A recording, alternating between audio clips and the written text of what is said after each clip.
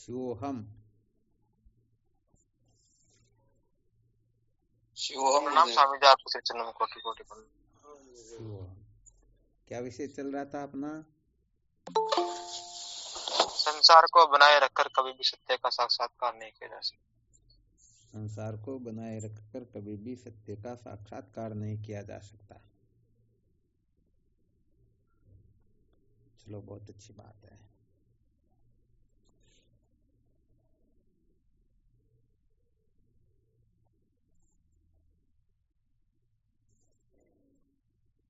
कल क्या सुनाया था इसके अंतर्गत?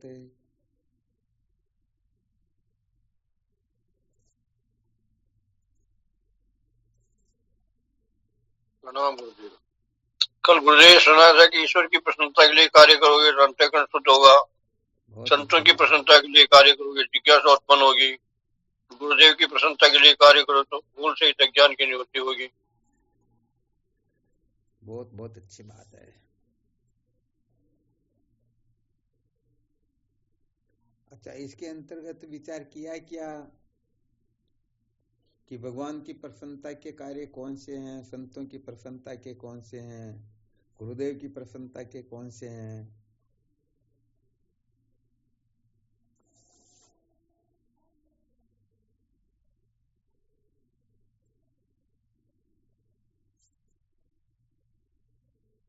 यहाँ पर यह भी विचार करना कि समझो कोई ईश्वर की प्रसन्नता के लिए काम न करके संतों की प्रसन्नता के लिए करे, या गुरुदेव की प्रसन्नता के लिए करे, तो क्या उनका अंतःकरण शुद्ध हो जाएगा या नहीं होगा? यहाँ बहुत सारे प्रश्न उठ सकते हैं। कौन सा साधक जो युक्ति युक्त इस रहस्य को समझा सके? ईश्वर की प्रसन्नता के दायरे में कौन कौन से काम आते हैं, और यदि ईश्वर की प्रसन्नता से अंतःकरण शुद्ध होता है, यही बताया गया ना? स्वामी जी। तो क्या हम ऐसा नहीं करेंगे तो अंतःकरण शुद्ध नहीं होगा क्या?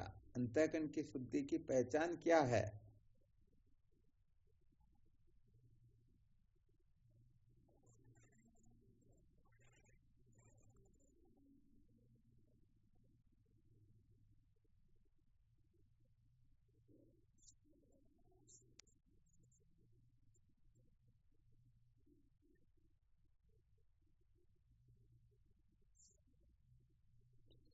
काफी समय हो गया ना इन विषयों पर तो चर्चा करते हुए।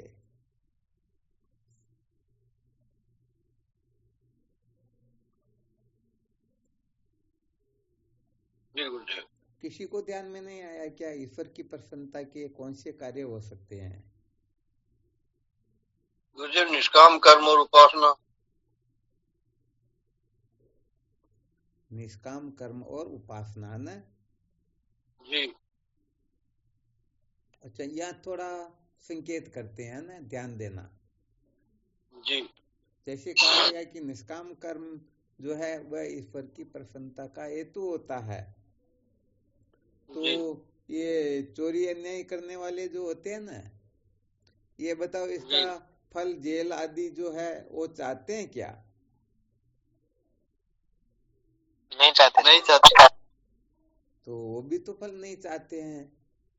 तो क्या इस निष्काम कर्म से ईश्वर की प्रसन्नता हो सकती है क्या?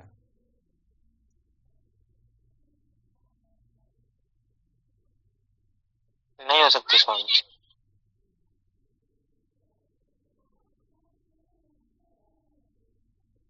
अच्छा, समझो जैसे कोई जानवरों को काट रहा है, तो वह भले ही चाहे कि मुझे इसका फल न मिले, निष्काम भाव से करे, तो क्या उनके ऊपर ईश्वर की प्रसन्नता हो सकती है क्या? नहीं हो सकती स्वामी जी। बहुत अच्छी बात है। तो ऐसा तो सुनने में आता है कि सदन कसाई जो कुछ भी करता था उसे भी ईश्वर प्रसन्न रहा करते थे। यहाँ पर क्या विचार करेंगे, क्या मंथन करेंगे? समझो जैसे कोई कसाई है और उनका काम यही है, अब वह भी चाहे कि मेरा भी अंतःकरण शुद्ध हो और मैं भी सत्य का साक्षात्कार करूं, तो उसे फिर क्या करना होगा?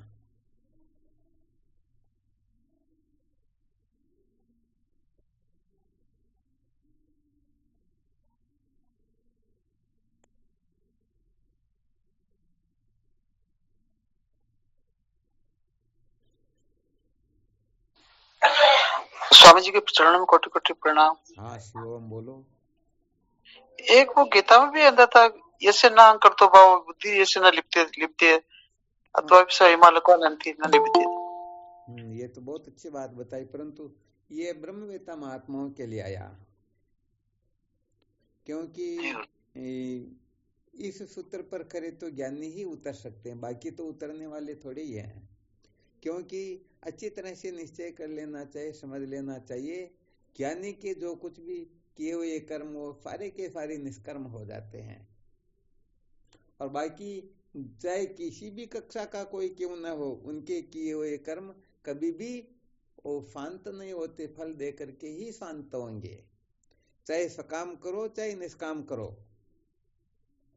तो ये नियम जो है ये प्रबल रूप से साधकों के ऊपर, जिज्ञासु के ऊपर लागू होता है। भाई ज्ञान की दृष्टि क्या है? जब मुलजिम ही मर गया तो बताओ मुकदमा किस पर चलाएं? किसी पर नहीं।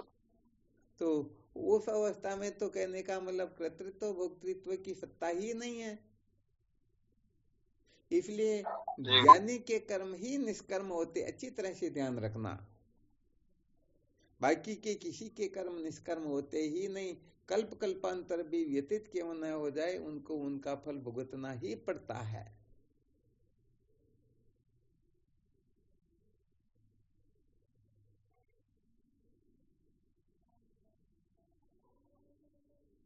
कर्ता कर्म करिया, दृष्टा दर्शन दृश्य, ज्ञाता ज्ञान ज्ञेय, प्रमाता प्रमाण प्रमेय, ये जितने भी ये ज्ञानकृत त्रिपुटियां हैं, ये सारी की सारी त्रिपुटियां जब तक ज्ञान नहीं होता है तब तक सत्यवत प्रतीत होती हैं, और जब ज्ञान हो जाता है तो ज्ञाते द्वैतम न विद्यते, उस समय द्वैत नाम की कोई वस्तु शेष रहती ही नहीं। इसीलिए तो शास्त्रों में श्रुति माता भी संकेत करती है, गुरुर ब्रह्मा गुरुर विष्णु गुरुर देवो महेश्वर है।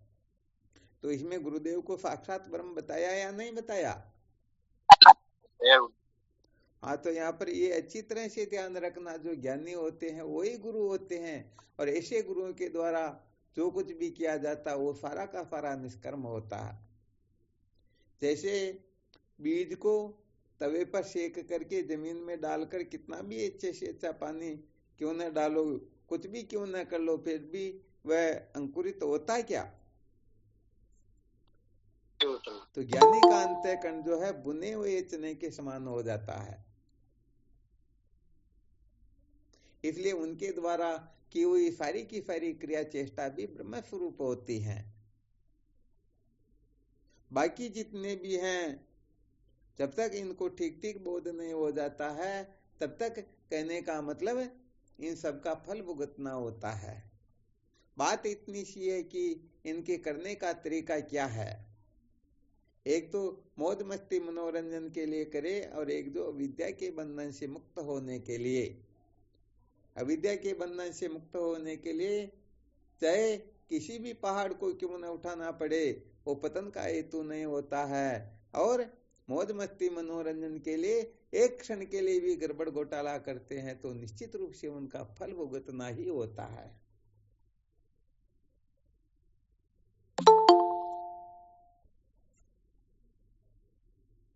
आया समझ में?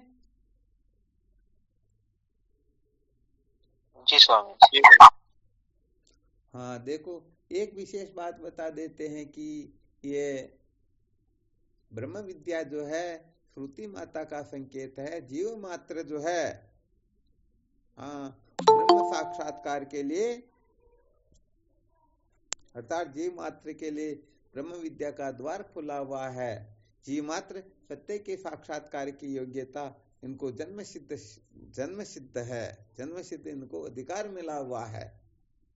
तो यहाँ पर प्रश्न ये उठता है कि ईश्वर की प्रसन्नता के लिए जो किए जाते हैं कर्म, अब उसके अंतर्गत निष्काम कर्म आदि की जब चर्चा हुई तो निष्काम तो यहाँ पर जो संकेत किया ये भी तो हो गया ना।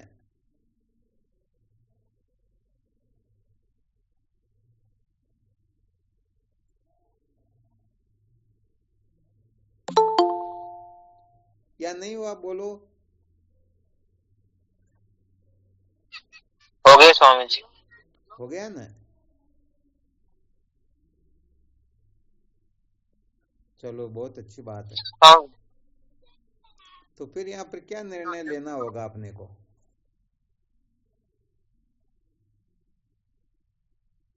स्वामी जी, शास्त्रोक्त रीति से निष्काम भाव से जो कर्म किए जाते हैं। अच्छा, इसमें कोई प्रमाण ध्यान में आ रहा क्या?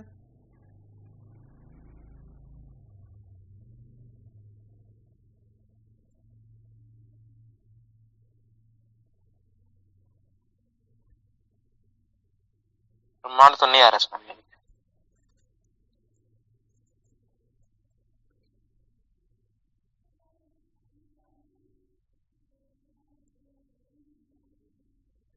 थोड़ा कोई प्रमाण भी सामने आ जाए ना तो फिर विशेष बात होती है। कोई भी बता सकते हैं क्या? अभी जो प्रश्न उठाया गया, एक कसाई भी सत्य का साक्षात्कार करना चाहता है परंतु उसका जो धंधा है वो काटने बेचने का है, अब उसको सत्य का साक्षात्कार हो सकता या नहीं?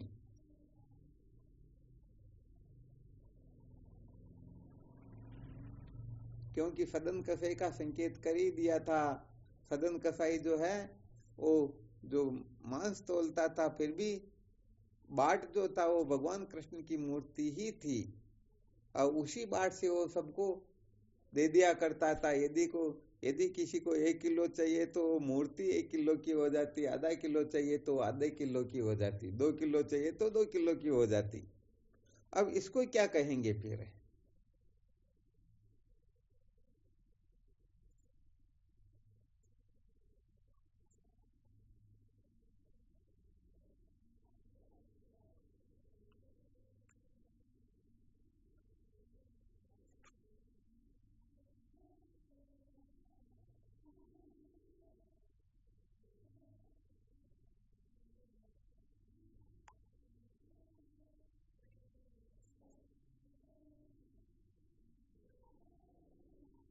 क्या हुआ? कुछ नहीं सूझ रहा?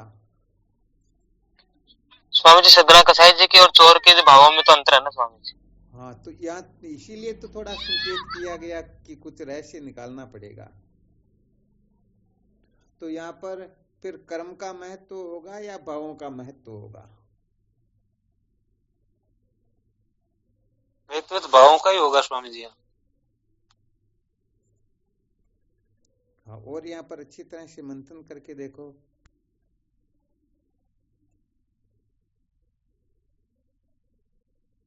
चलो थोड़ा संकेत करते हैं, ठीक है ना।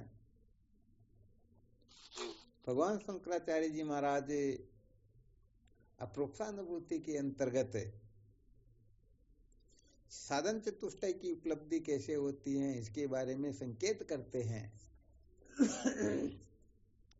ध्यान देना ना। वैसे ये शायद पहले सुनाया हुआ तो है, फिर भी चलो और चर्चा कर लेते हैं।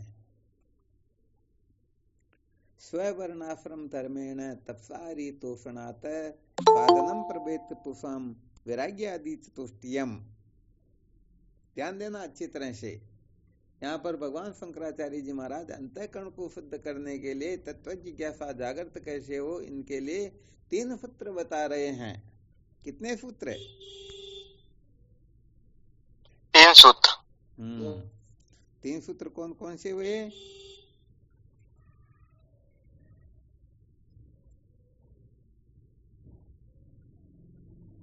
स्ववर्णाश्रम धर्मेण, अर्थात अपने अपने वर्ण आश्रम के अनुसार निष्काम भाव से कर्तव्य का पालन करने से। अच्छा, इसके अंतर्गत फिर कहीं गड़बड़ घोटाला नहीं रहेगा न।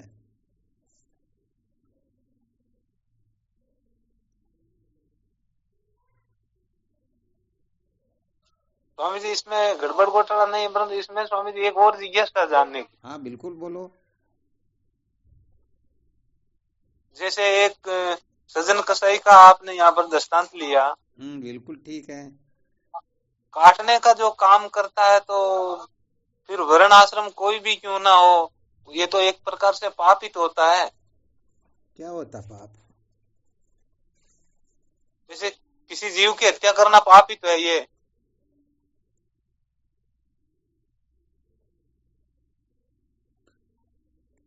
सपने में जो कुछ भी होता है ना, जी गुरुदेव, तो सपने के जो शरीर दिखाई देते हैं उनकी दृष्टि से होता है। स्वप्न में जितने भी शरीर दिखाई दे रहे हैं, थोड़ा बहुत भी इधर उधर हो तो एक शरीर दूसरे शरीर को हानि पहुंचाता हुआ प्रतीत होता है, परंतु स्वप्न दृष्टा की दृष्टि से देखा जाए तो उसमें कोई पापी पुण्यात्मा है क्या? उसमें तो नहीं है स्वामी जी। तो यहाँ पर ईश्वर की कृपा से अंतःकरण शुद्ध होता है। वैसे ये क्या होता है कि हम जो निर्णय करते हैं ना, हम व्यष्टि रूप से ज्यादा निर्णय कर लेते हैं, समष्टि रूप से निर्णय नहीं कर पाते ना। जी गुरुदेव। तो कहने का मतलब जैसे अब अपन तो अपने हिसाब से कहते हैं, परंतु जहाँ पर समुद्रीय तट है वहां पर खाने पीने के लिए अनादि की व्यवस्था है ही नहीं, तो वहां के लोग जो कुछ भी कर रहे हैं, अब इसको शास्त्रोक्त कहेंगे या शास्त्र से विरुद्ध कहेंगे? समष्टि से तो शास्त्र विरुद्ध नहीं और व्यष्टि। यहाँ पर कुल मिलाकर के बात ये होती है कि सबसे अधिक जो महत्वपूर्ण बात होती है वो केवल भावों की होती है। अच्छी तरह से इसको निश्चय कर लेना कि क्रिया चेष्टा का कोई महत्व होता ही नहीं। एक व्यक्ति, पहले वो दृष्टांत सुना होगा आप लोगों ने, एक महात्मा का आश्रम इस ऐसी जगह पर था जिस जगह पर उनके सामने ही वेश्या का मकान था। तो वहां पर वेश्या के यहाँ पर तो लाइन लगी रहती है, तो संत जो थे बार बार उनका यही चिंतन चलता था, कोई इनके जैसा आनंद, इनके जैसी मौज मस्ती, इनके जैसा मनोरंजन तो शायद हमको मिला भी नहीं, मिलेगा भी नहीं। वास्तव में ये तो कृतार्थ है, इसकी बात कुछ और है। वो ऐसा चिंतन क्या करता था ना। जी गुरुदेव। और वो उस वेश्या का चिंतन चलता था, अरे मैंने मेरे जीवन को व्यर्थ बर्बाद कर दिया, सचमुच में जीवन सार्थक तो इन महापुरुषों का, यदि मैं भी इस प्रकार की होती तो मेरा भी जीवन सार्थक हो जाता। तो ऐसा एक दूसरे का आपस में संकल्प चला करता था। और जब अंत में वो विमान आया ना, तो महात्मा को लेने के लिए आया या वेश्या को लेने के लिए? महात्माओं को लेने के लिए। वेश्या को लेने के लिए आएगा, महात्मा के लिए क्यों आएगा? हाँ बिल्कुल, वेश्याओं को लेने के लिए। महात्मा का तो, महात्मा काहे के थे, वो तो संत इस प्रकार से बने हुए थे, साधन भजन में लगे हुए थे, साधक टाइप के। तो उनका चिंतन ये चलता था कि इसे जो आनंद प्राप्त हो रहा वो मेरे को तो हो ही नहीं रहा, और उसका चिंतन ये चलता था मैं किस कीचड़ में उलझ गई, सचमुच में जीवन सार्थक तो त्याग वैराग्य से ही होता है, सचमुच में इन महापुरुषों का ही जीवन धन्य है, बाकी तो ऐसे ही जन्म मृत्यु की श्रृंखला में भटकने वाले हैं। तो यहाँ पर कल्पनाओं, भावनाओं का महत्व होता है। वास्तव में क्रिया चेष्टा जो की जा रही है, इसके मूल में उद्देश्य क्या है? यदि मूल में जो उद्देश्य है ये यदि किसी के समझ में आ जाए, तब तो सच्ची बात यह है कि कोई कर्म न छोटा होता है न बड़ा होता है। तो हम अपने दृष्टिकोण से देखते हैं, इसलिए कह देते भाई ये कर्म ठीक नहीं, ये कर्म ठीक है। देखो थोड़ा संकेत करते हैं। एक बार सगोत्र विवाह नहीं होना चाहिए। बताओ, अपने धर्म के अंतर्गत एक ही गोत्र में विवाह करने की प्रथा है क्या? नहीं है। तो एक बार क्या होता है, कानून बनाने के लिए सगोत्र विवाह नहीं होना चाहिए, लिखावट वगैरह करके, और प्रधानमंत्री जी के पास में, उसमें नेहरू जी प्रधानमंत्री थे, ले जा करके उनको कहा भाई ये कानून बनाओ, हम ऐसा चाहते हैं कि सगोत्र विवाह नहीं होना चाहिए। तो देखो, प्रधानमंत्री जो होते हैं किसी एक एरिया के होते हैं या सबके लिए होते हैं? सबके लिए। तब यदि वो कानून बनाए तो मथुरा में जो चौबे हैं उनके यहाँ सगोत्र विवाह होता है, यदि वो कानून बना दे तो वो तो विद्रोह कर बैठेंगे ना। बिल्कुल।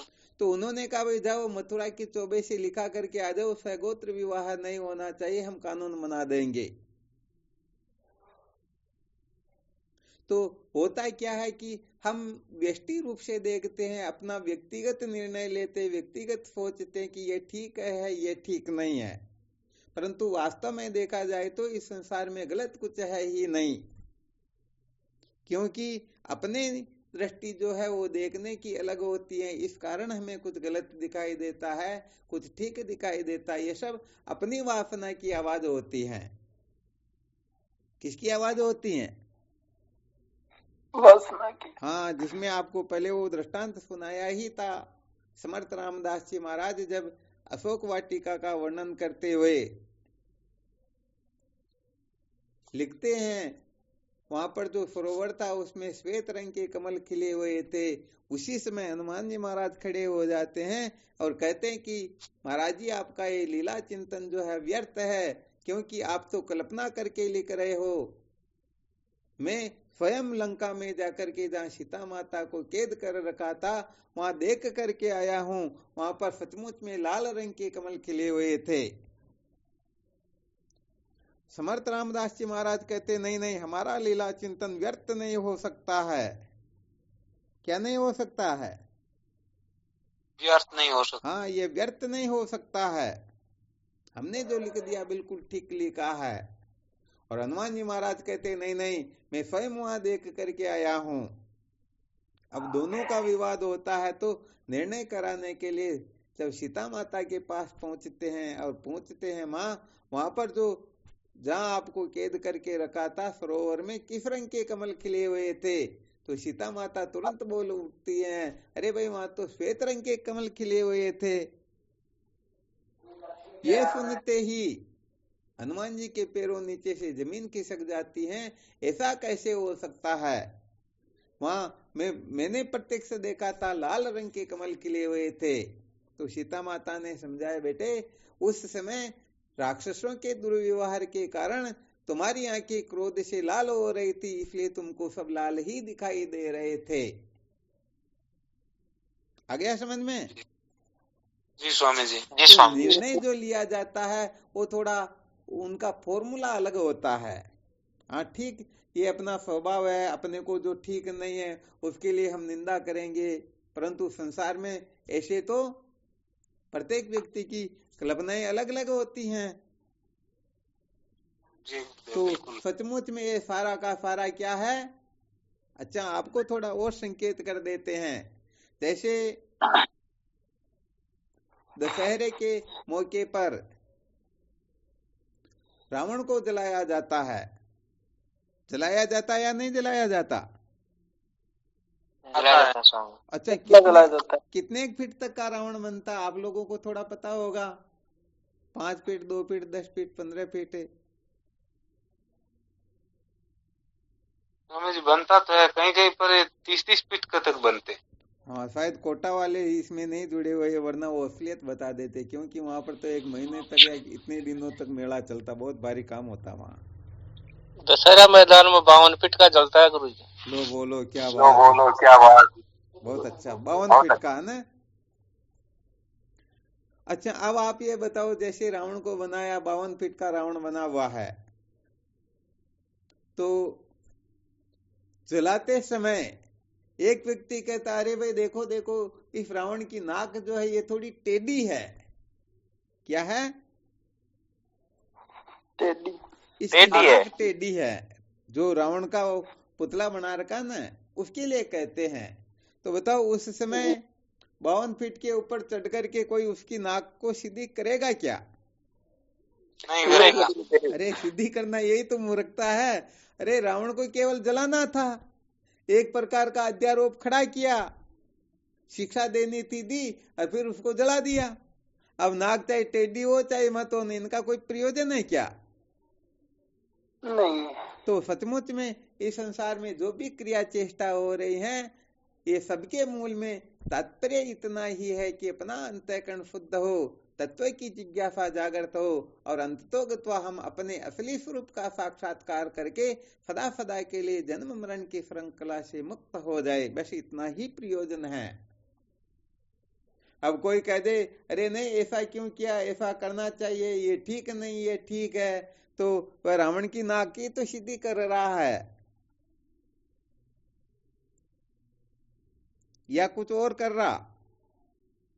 बिल्कुल सत्य वचन है गुरुदेव, नाक सीधी कर रहा है। तो कहने का मतलब जो केवल और केवल मात्र अपने घर घर को ही पूरा संसार समझ लेते ना, उनके यहाँ बहुत बड़ा गड़बड़ घोटाला होता है। ऐसा क्यों किया, ऐसा क्यों नहीं किया, और जो पूरे संसार को अपना घर समझ ले, तो वो मेंढक कुएं के अंतर्गत थोड़ा पानी था और मस्त रहता था, फूला नहीं समाता था, मेरे समान संसार में कौन है, मैं तो समुद्र में रहता हूं। संयोग से कोई अंश आता है और ऊपर जैसे ही बैठता उसकी छाया जब अंदर जाती तो अंदर से बोलता अरे भाई कौन है, तो मैं तो मानसरोवर का रहने वाला अंश हूं। अरे मानसरोवर में तो मैं रहता हूं, तू कौन से मानसरोवर में रहता है? चलो कोई बात नहीं, संसार में होंगे बहुत सारे। कहा कि वो कितना बड़ा है, कि वो तो बहुत बड़ा है। तो मेंढक कुएं में से अपनी एक टांग समझो आगे वाला हाथ लंबा करके कहता क्या तेरा मानसरोवर इतना बड़ा क्या? कहता नहीं नहीं भाई, इसे तो थोड़ा और बड़ा। अब वो दोनों हाथों को लंबा करके चौड़ा करके कहता क्या इतना बड़ा? कि नहीं नहीं, इसे भी बड़ा। तीसरी टांग को फैला करके कहता इतना बड़ा? कि नहीं, इसे भी बड़ा। जब चारों हाथ को फैला करके मेंढक फूलता और कहता क्या इतना बड़ा? तो अंश कहता कि नहीं नहीं, इतना बड़ा नहीं। तो मेंढक क्या कहता है, हाथ पसारियो, पांव पसारियो और पसारियो गात, अतरो बड़ो समुद्र नहीं हो, तो कहने सुनन की बात। अरे तो कहने सुनने की बातें हैं, समुद्र में तो मैं रहता हूं, सबसे बड़ा समुद्र तो ये है, इससे बड़ा समुद्र कौन हो सकता? वो तो बेचारा बटे ही हो जाना। तो फिर वो तो उसको ही समुद्र समझ करके सारा निर्णय लेगा ना। तो इसलिए फिर हंस कह देता है, हंस कहे सुन डीडरा तो कदे समुद्र दीठा, जो ने चाहे क्या नारियला ने वहां के काचरा ही मीठा। तो इनको जिन्होंने चखा नहीं उनके लिए तो काचरे ये भी मीठे होते हैं। तो होता क्या है कि थोड़ा इस रहस्य को इसलिए समझा रहे हैं कि साधक लोग जो है केवल और केवल मात्र इसमें ज्यादा अटके रहते हैं कि ये ठीक है ये ठीक नहीं, संसार में लड़ाई झगड़ा करने में अपने जीवन को बर्बाद कर देते हैं। किसी को पापी समझते हैं, किसी को पुण्यात्मा समझते हैं, किसी को श्रेष्ठ समझते हैं, किसी को निकृष्ट समझते हैं। तो वास्तव में न कोई पापी होता, न कोई पुण्यात्मा होता, न कोई श्रेष्ठ होता, न निकृष्ट होता है।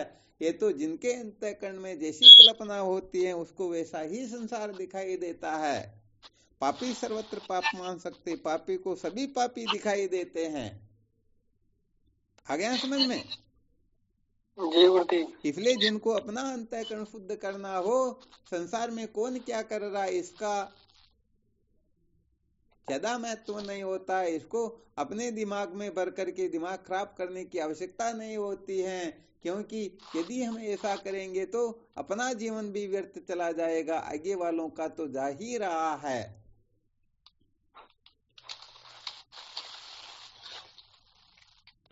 बिल्कुल पक्का हो जाएगा ना?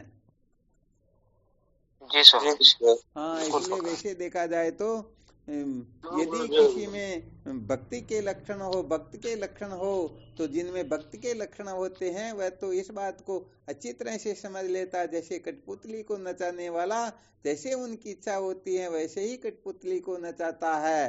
तो ईश्वर की इच्छा से ये संसार के सारे जीव मात्र ये संकल्प कर रहे हैं, क्रिया कर रहे हैं, चेष्टा कर रहे हैं, किसी से मिल रहे हैं, बिछुड़ रहे हैं, आ रहे हैं, जा रहे हैं, जन्म रहे, मर रहे, जो कुछ भी हो रहा ये सारा का सारा ईश्वर का संकल्प मात्र होता है, सारा का सारा ईश्वर की इच्छा से होता, हम कुछ नहीं कर रहे हैं। इसलिए अच्छा हो रहा या बुरा हो रहा हो, न तो रोते हैं न हंसते हैं, बल्कि भगवान की कृपा को अनुशीलन करने की वो चेष्टा करते हैं और हर जगह पर, हर क्षेत्र में, हर अवस्था में वो आनंद की अनुभूति करते हैं कि अरे भाई क्या आनंद है, दुख नाम की कोई वस्तु है ही नहीं।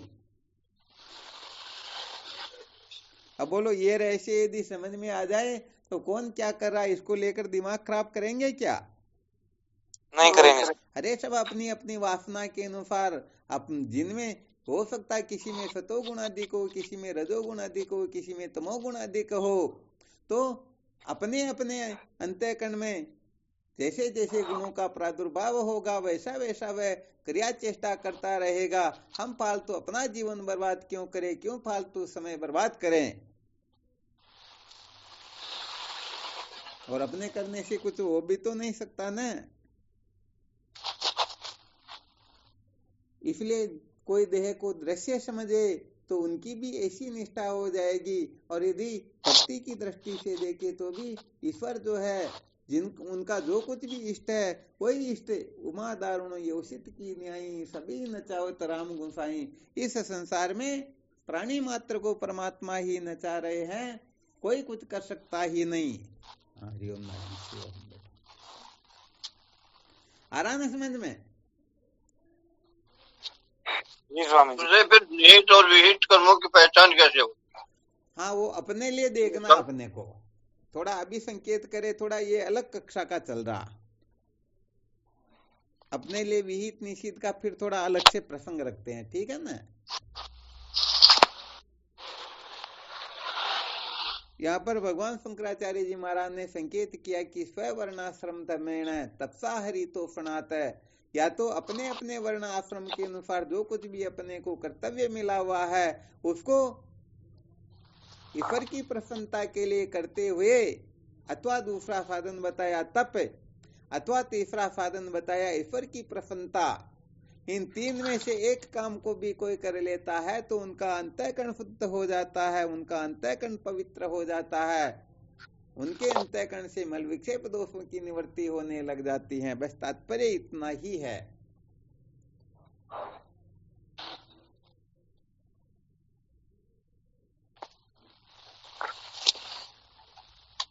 तो विचार करके देखो, यदि कोई कसाई भी है वह भी चाहता मैं भी भगवत प्राप्ति करूं, तो उसको जो भी कर्तव्य प्राप्त है उस कर्तव्य को यदि वह ईश्वर की प्रसन्नता के लिए करेगा, अंतःकरण की शुद्धि के लिए करेगा, बंधन से मुक्त होने के लिए करेगा, तो वह कर्तव्य भी, वह क्रिया चेष्टा भी उनको चित्त शुद्धि में सहायक हो जाएगी और उनका भी जीवन सार्थक हो जाएगा। बस इसीलिए इस सूत्र को बहुत अच्छी तरह से ध्यान में रखना कि क्रिया चेष्टा का महत्व तो होता ही नहीं, महत्व तो केवल और केवल मात्र भावों का होता है। भले अपने साथ में खूब हमदर्दी रखते हुए कोई चले और उसका उद्देश्य हो कि मौका मिलते इसकी गर्दन काटनी है। एक दो दिन पहले शायद आपको दृष्टांत सुनाया ही था, हिमालय पर्वत पर जो पक्षी रहता था, इतना ऊपर उड़ा कि वह नीचे गिर गया और बर्फ से टक गया मरने की हालत में। उस समय जब गौमाता उसके ऊपर गोबर करती है तो इतना क्रोध करता है कि ये गौमाता जो होती बड़ी खतरनाक है, जीवन में इसकी शक्ल नहीं देखूंगा, ये संसार में रहने ही नहीं चाहिए, ऐसे वो हजार कल्पना करता है।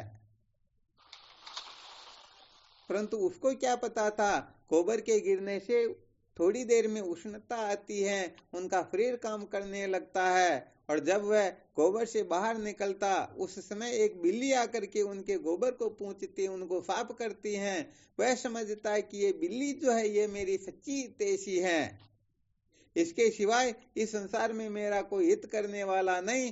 परंतु उसे क्या पता था, जैसे ही उसका गोबर साफ होता है और वह बिल्ली झपटा मार करके तुरंत उसे मुंह में रख लेती हैं। तो देखो क्या ठीक है क्या ठीक नहीं, वह पक्षी निर्णय कर पाया क्या? नहीं कर पाया। हाँ, तो यहाँ पर कुल मिलाकर के संकेत इतना ही किया जाता है कि क्रिया चेष्टा का महत्व सचमुच में कुछ होता ही नहीं। महत्व जो होता है वह केवल और केवल मात्र लक्ष्य का होता है, हम सचमुच में चाहते क्या हैं। यदि ये बात समझ में आ जाए ना, तब बात कुछ और होगी, और ये समझ में नहीं आए तो फिर गड़बड़ घोटाला ही होता है।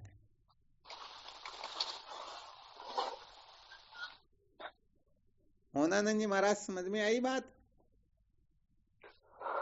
नहीं आई महाराज। क्या हुआ? नहीं आई। नहीं आई ना? हाँ।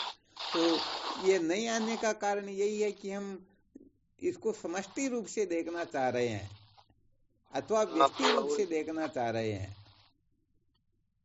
अभी थोड़ी देर पहले क्या बताया था, रावण की नाक यदि टेढ़ी है तो उसे ठीक करने के लिए हम ऊपर नहीं चढ़ेंगे, क्योंकि रावण का पुतला केवल मात्र अध्यारोप है, थोड़ी देर के लिए प्रदर्शन करना है, बल्कि उसको जलाना ही है। तो ऐसे ही ये जितने भी संसार में वेद भगवान में चिन्मय हजार मंत्र कर्म के प्रतिपादक है, तो ये चिन्मय हजार कोई परमार्थ थोड़ी ही है क्या, ये सत्य थोड़े ही है। ये तो कुल मिलाकर के अंतःकरण को शुद्ध करवा करके फिर ये भी शांत हो जाते, इनका कोई महत्व होता ही नहीं।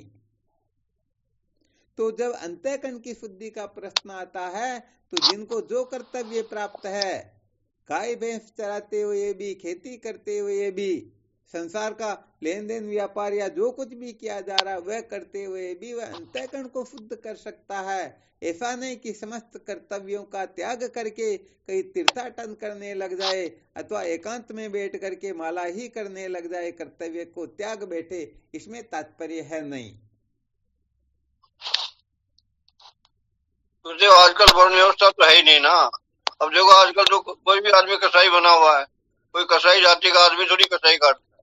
तो अब लोग गाय काटते हैं लोग। इसीलिए तो गड़बड़ हो रही है ना, अपने को अपने दृष्टि से ही लेना है, अपने को क्या कर्तव्य प्राप्त वही अपने को करना। ये उस समय लिखा गया जिस समय ये था, और वैसे देखा जाए तो वर्ण व्यवस्था भले ही मत हो, परंतु इस समय भी संसार के अंतर्गत बताओ शिक्षक की आवश्यकता होती या नहीं होती है जी।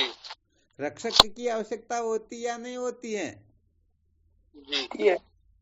और व्यवस्थापक की होती है, सबकी होती है, और सेवक की भी होती या नहीं होती होती है। तो पहले जो शास्त्रों में वर्णन किया गया, ये शिक्षक कौन, ब्राह्मण हो गए, रक्षक कौन है, क्षत्रिय हो गए, व्यवस्थापक कौन है, ये वैश्य हो गए, और सेवक जो शूद्र हो गए। तो इनमें कोई श्रेष्ठ नहीं, कोई निकृष्ट नहीं। ये तो नासमझ लोगों की कल्पना होती है कि किसी को श्रेष्ठ समझ लेते हैं, किसी को निकृष्ट समझ लेते हैं। विचार करके देखो, जब माँ के गर्भ में हम थे उस समय सबसे ऊपर सेवक था या सबसे ऊपर शिक्षक था? कोई नहीं था। क्यों? अरे सेवक था। सिर को कहते ब्राह्मण, हाथों को कहते क्षत्रिय, पेट को कहते वैश्य, पैरों को कहते शूद्र। अब कोई कहते नहीं वो श्रेष्ठ वो निकृष्ट, तो विचार करके देखो, गर्भावस्था में तो पैर ही तो ऊपर थे ना जी। तो इनमें श्रेष्ठ निकृष्ट कौन हुआ? अरे ये तो एक प्रकार की व्यवस्था है। अब लोग यहाँ पर समझते नहीं। वैसे देखा जाए तो ये सारा गड़बड़ घोटाला कब से हुआ? जब ब्राह्मण के ब्राह्मण होने लगा, शूद्र के शूद्र। परंतु वेदों का तात्पर्य इसमें नहीं है। भगवान कृष्ण गीता में जो कह रहे हैं ना, चातुर्वर्ण्यमया सृष्टम गुण कर्म विभाग से, हे अर्जुन, 4 वर्णों की रचना मैंने गुण और कर्म के अनुसार की है। जिनमें जैसा गुण दिखाई देता, जो जैसा कर्म पसंद करता है, वह उसी वर्ण आश्रम में गिना जाएगा। परंतु यहाँ पर तो चाहे भले नीच से नीच काम भी करे, फिर भी ब्राह्मण का बेटा ब्राह्मण कहलाएगा। और यदि कोई शूद्र का बेटा है और वो समस्त विद्याओं में पारंगत हो, फिर भी वह शूद्र कहलाएगा। ये हो गया गड़बड़ घोटाला।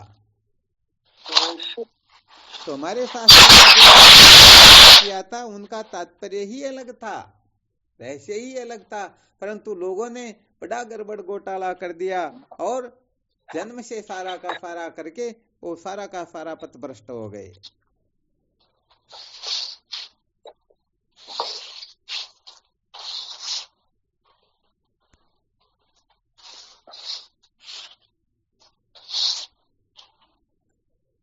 तो अपने को तो कुल मिलाकर के अपने को जो भी कर्तव्य अथवा समझो कुछ भी कर्तव्य से अपने को प्राप्त नहीं है, फिर भी ईश्वर कैसे प्रसन्न होते हैं, अपने को ये देखना है।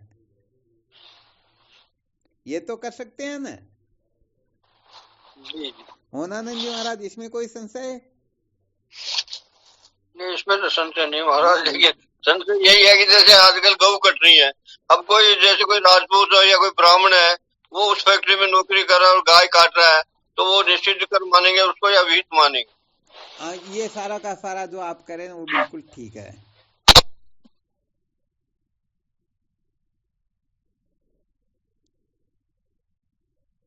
क्योंकि वेद भगवान जिस कर्म को करने के लिए मना करते हैं ना, जी जी, वो कर्म निषिद्ध होता है।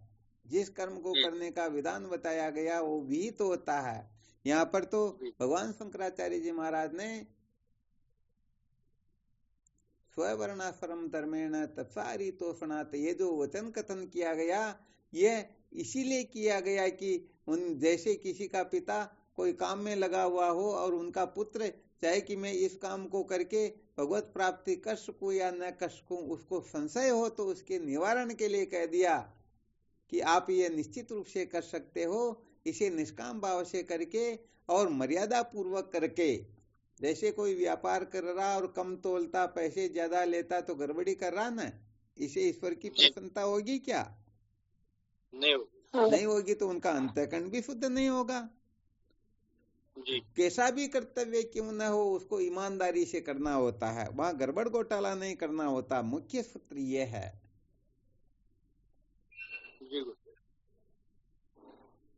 तो हालांकि उसका जो आप कह रहे हैं ना, उस संकेत का फिर कभी अपन अपने हिसाब से वर्णन करेंगे, परंतु जो सार्वजनिक होता है ना, उसमें थोड़ा वर्णन किया जाता, तो व्यक्तिगत रूप से नहीं किया जाता। जिसका अभी आपको वो मथुरा के चौबे वाला दृष्टांत दे करके बताया, प्रधानमंत्री ने मना कर दिया, भाई ये कानून नहीं बना सकते हैं, यदि तुमको बनवाना हो तो मथुरा के चौबे से लिखवा कर लाओ, सगोत्र विवाह नहीं होना चाहिए।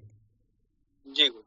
तो यहाँ पर समष्टि रूप से देखा जाए तो, सच कहा जाए तो, ये पाप पुण्य इनका कोई औचित्य नहीं होता है।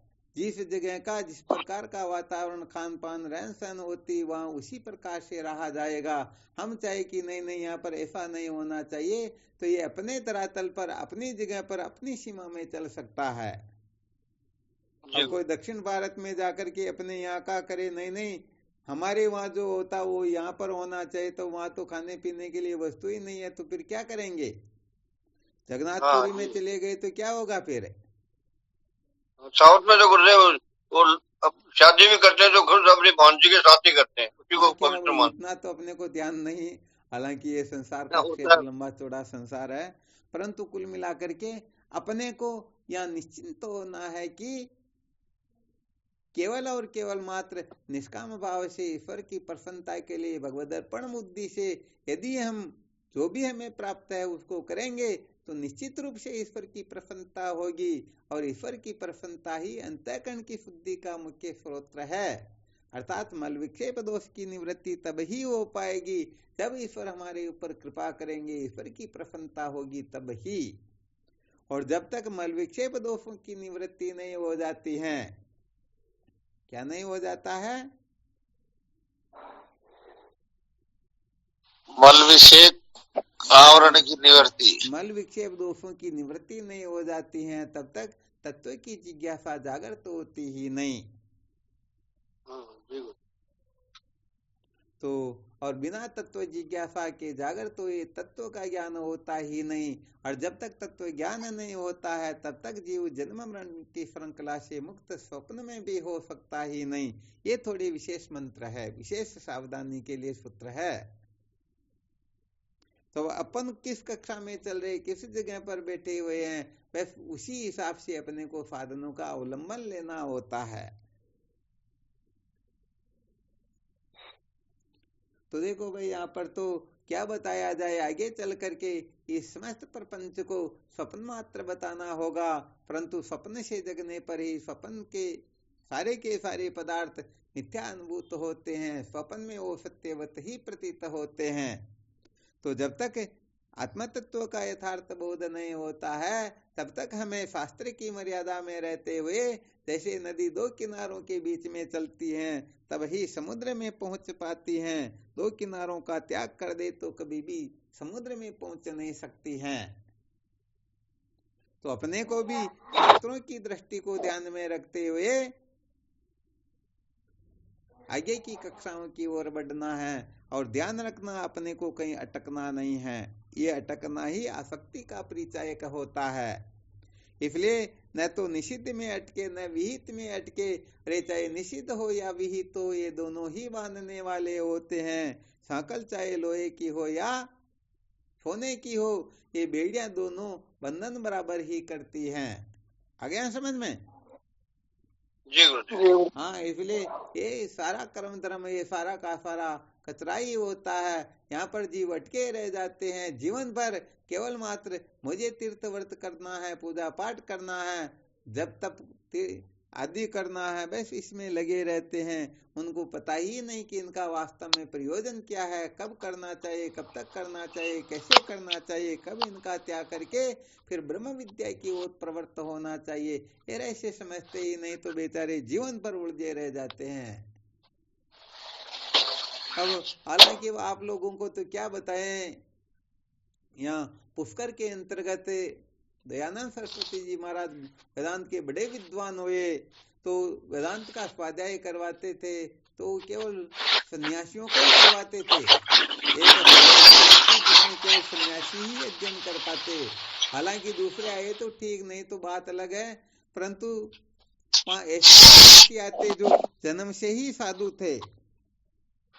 क्या थे? साधु।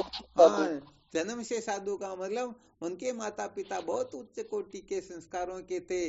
अतः जब बच्चा 2 साल 3 साल का, जब तक वो स्तनपान करता था तब तक उनके पास रहता, और जब ही दूध का त्याग कर देता तुरंत उसे ब्रह्म विद्या या बड़े बड़े महापुरुषों के आश्रमों में छोड़ करके आ जाया करते। वो जैसा भी आश्रम मिल जाए संतों को सुपुर्द करके आ जाते थे।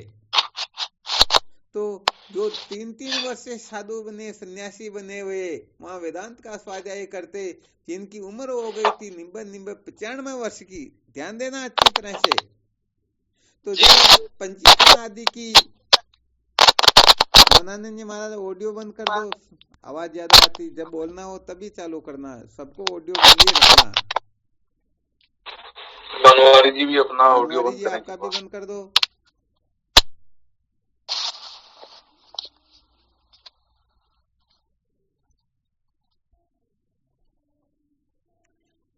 तो क्या होता है, 95 वर्ष के जो महात्मा थे ना, वो महात्मा खड़े होकर के कहते, स्वामी जी ये कर्म इंद्रियां क्या होती हैं, ज्ञान इंद्रियां क्या होती हैं, आप कह रहे हो शरीर में 10 इंद्रियां होती हैं, इंद्री तो केवल एक ही होती, ऐसी करके वो चर्चा किया करते। अब आप स्वयं विचार करके देख लेना, ये ब्रह्म विद्या क्या वस्तु होती है।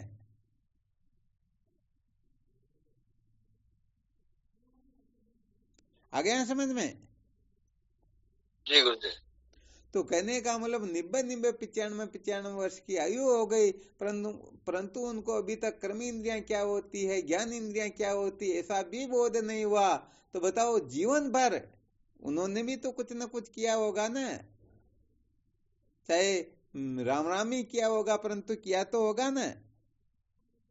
परंतु उनको ज्ञान इंद्रियों के बारे में पता नहीं। तो बताओ, आगे की जो ब्रह्म विद्या है वो ऐसे समझ में आएगा क्या?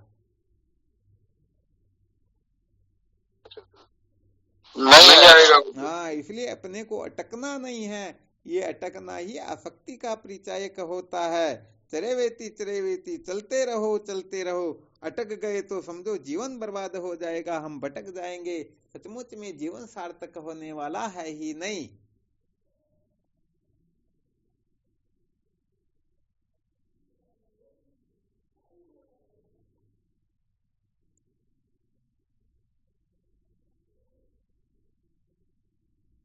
चलो ठीक, कल देखेंगे, और कोई शंका हो तो देख लो।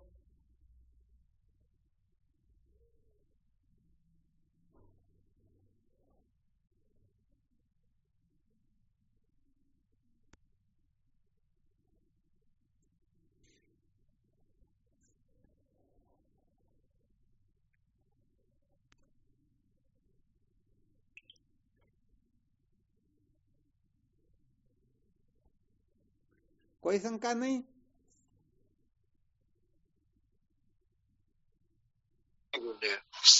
गुरुदेव का ही शंका हो।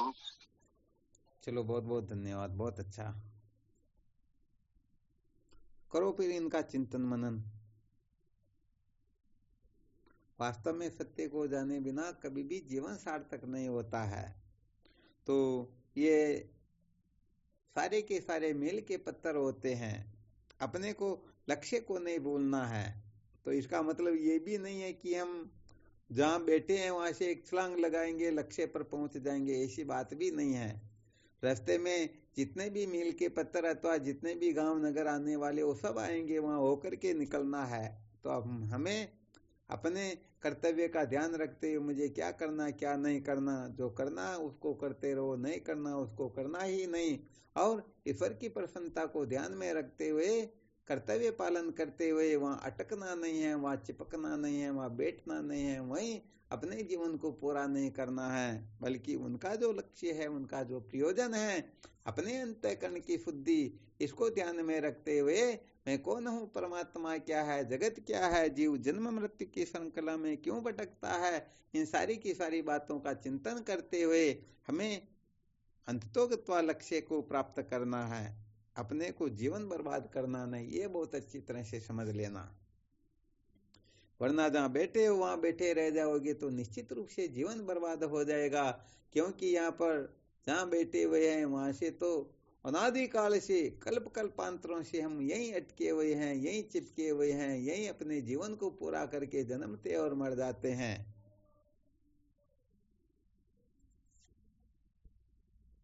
तो सत्य को जाने बिना कभी भी दुखों का अंत होता ही नहीं। इस बात को अच्छी तरह से निश्चय कर लेना चाहिए, और सचमुच में यही जीवन का सार होता है। चलो ठीक, शिवोहम। प्रणाम गुरुदेव। हाँ, नमो नारायण। शिवोहम। शिवोहम महाराज। शिवोहम। शिवोहम। प्रणाम स्वामी जी। शिवोहम। शिवोहम। शिवोहम। हरिओम। प्रणाम। हाँ, गुरुदेव आपके श्री चरणों में प्रणाम, बारंबार प्रणाम। शिवोहम। प्रणाम स्वामी जी। शिवोहम। गुरुदेव भगवान के चरणों में साष्टांग प्रणाम। शिवोहम। शिवोहम। गुरुदेव आपके श्री चरणों में बारंबार प्रणाम, कोटि कोटि वंदन आपके श्री चरणों में। हाँ, शिवोहम। नाम गुरुदेव चरण स्पर्श। शिवोहम।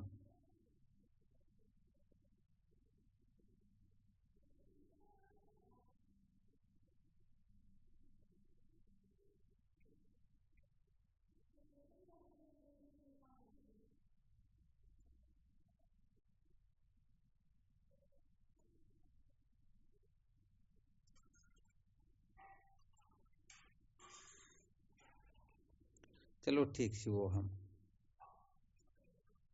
प्रणाम प्रणाम। शिवोहम। कोटि कोटि प्रणाम स्वामी जी आपके श्री चरणों में। शिवोहम।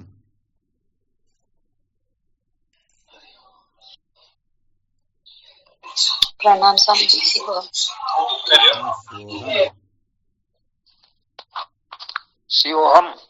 शिवोहम। शिवोहम। नमो नारायण हरि ओम।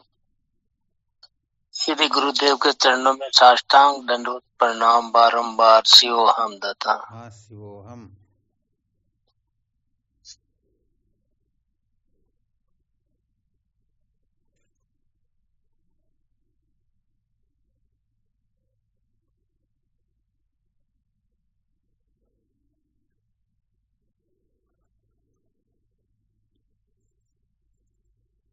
ठीक शिवोहम।